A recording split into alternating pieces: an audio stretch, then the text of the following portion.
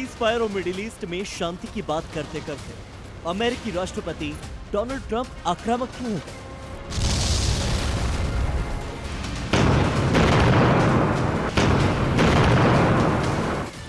ये सवाल दुनिया भर के विशेषज्ञों को इस वक्त हैरान कर रहा है, क्योंकि डोनाल्ड ट्रंप के ऑर्डर पर अमेरिकी नेवी ने हॉर्मुज ईरानी जहाजों और द्वीपों पर हमला कर 3 हफ्तों की शांति को भंग कर दिया।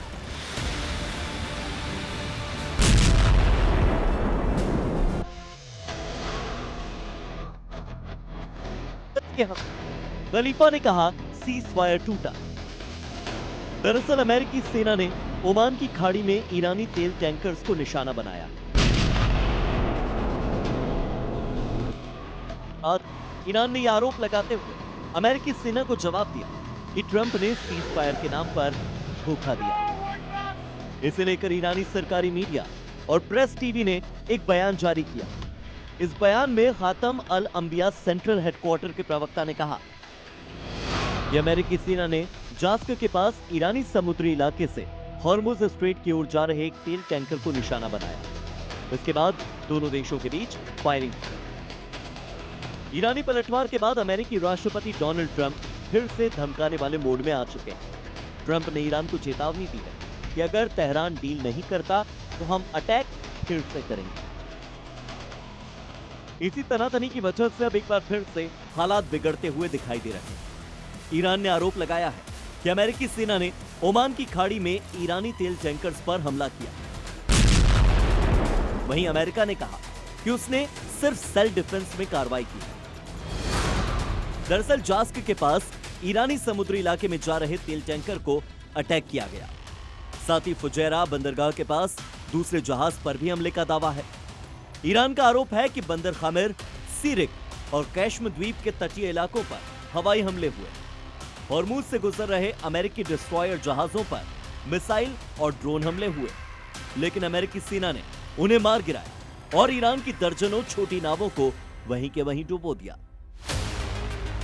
हॉर्मुज संकट पर इसी बीच समुद्री एजेंसी आईएमओ का एक आंकड़ा भी चौंकाने वाला है। एजेंसी के महासचिव आर्सेनियो डोमिंगेज का कहना है कि हॉर्मुज संकट के कारण खाड़ी क्षेत्र के करीब 1500 जहाज फंस गए हैं और इन जहाजों के साथ लगभग 20,000 चालक दल के सदस्य यानी कि नाविक भी फंसे हुए हैं।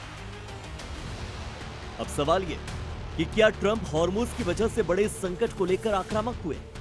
ट्रंप के बयान से तो यही संकेत मिलता है, खासतौर पर ईरान के परमाणु कार्यक्रम पर कभी हाँ तो कभी ना वाले रुख को लेकर ट्रंप कुछ ऐसे ही है।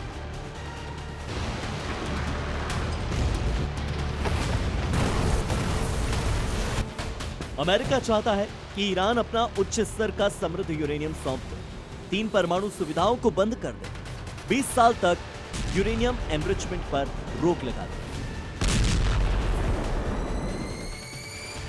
वहीं ईरान कह रहा है कि वो कुछ यूरेनियम कमजोर करने और बाकी रूस जैसे तीसरे देश को सौंपने के लिए तैयार है, लेकिन अपनी सारी परमाणु सुविधाएं ईरान बंद नहीं करेगा।